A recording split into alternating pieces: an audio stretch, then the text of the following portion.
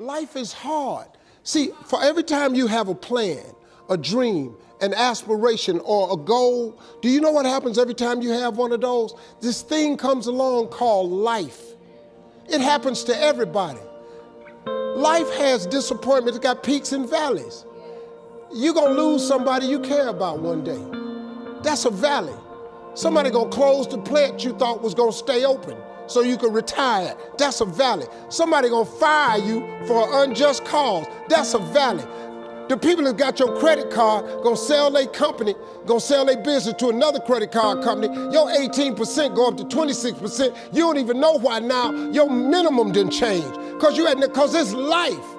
You can stop thinking that life fitting be easy because I got news for you, it ain't. That's a false hope to think you're going to have a wonderfully carefree life. That's unthinkable. Everybody in your life will have a turn back moment. No matter who you are, you're going to have such a period in your life where it seems like it's not working. You're going to have doubts. You're going to have a lot of trials and tribulations and challenges. And everybody has what's called a turn back moment. You always have a moment in your life where the direction you're going, you will have to make a decision to keep going or you turn back.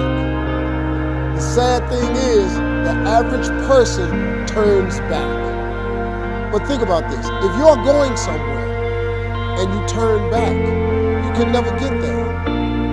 If you wake up every day and go get in your car and say, I'm going to the store, and halfway to the store, you turn around. And then the next day, you go to the store and you turn around. You do realize that you will never get to the store.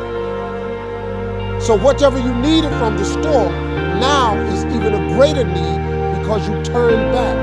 And every time you turn back, it does not change the need. So what kept me from going was, I made turning back, giving up, never an option. And I had really dark moments, man, where I thought I was going to.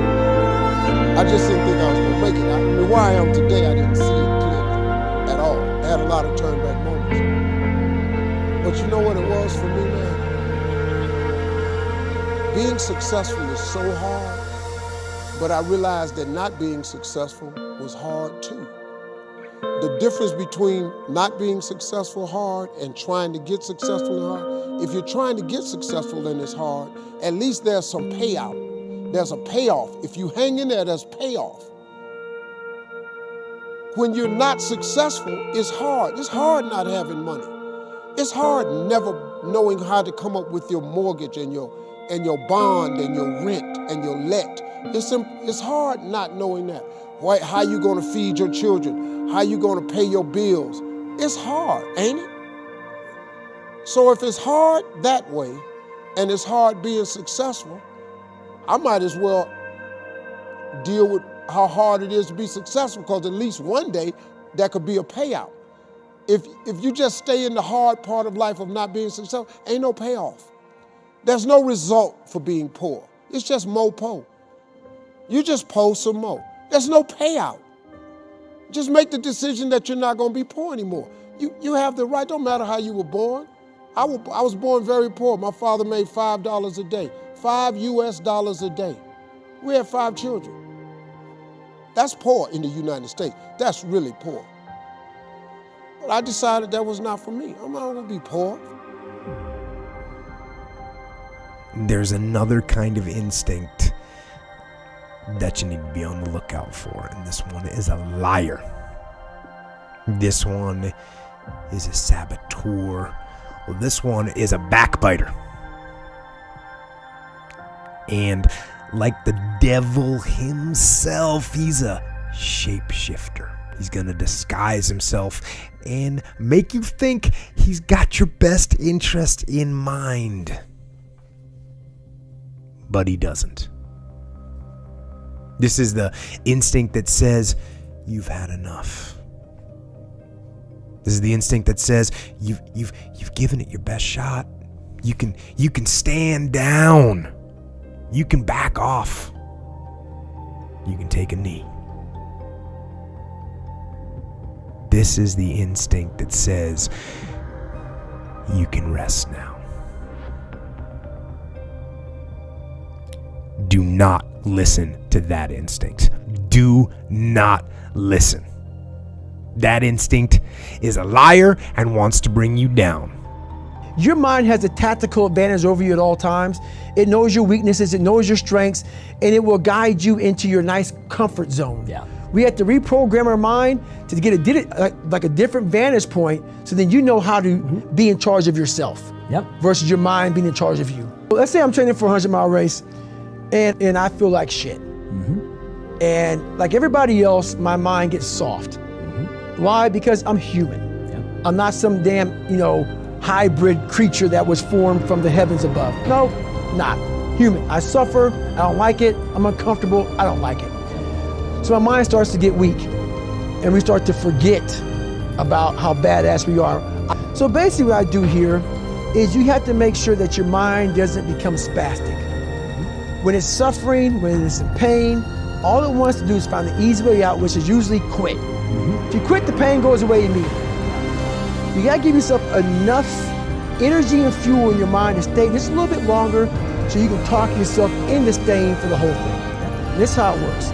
Most of us never start anything cold. If you're gonna go to college, you gotta study your ass off. But what happens is, in that moment when we need self-talk, when we're failing and we're in our worst spot possible, we forget all the build-up to where we're at today. We forget how much work we put in. We forget that we put years, maybe not into making these dials, but to getting where you're at today. To become this person. To become this person, to be in a position to make this money or whatever the fuck you want to make, whatever you want to do in your life. Yeah. We forget that. We forget that journey on what it took for us to get in this moment to make the right decision. Yeah. So that's my self-talk is this. Okay, I want to get the fuck out of here, man. I'm done. Then I remember this.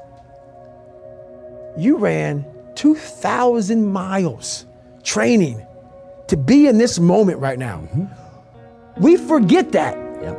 We forget the 3 o'clock in the morning runs or getting up early for work or whatever you're doing. We forget all that. In that moment of suffering, I remind myself, I only have 50 more miles. I put in 6 months of training. So what I do, my self-talk is basically going back down memory lane of all those fucked up days. I ran in the fucking rain, or I had to fucking study real late at night, and I didn't want to do it, but I did it to get here. I wanted to get here. Now you're here, and now you want to fucking quit? It won't be easy. It will be hard because life is hard. That's what life is. And these challenges that you face, they're going to do their best to take you down. Do not let them. Stand up, dig in. Line up those problems and confront them. Face them.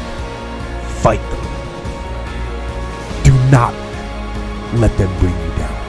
In fact, let those challenges raise you up. Let them elevate you. Let their demands and their trials make you stronger.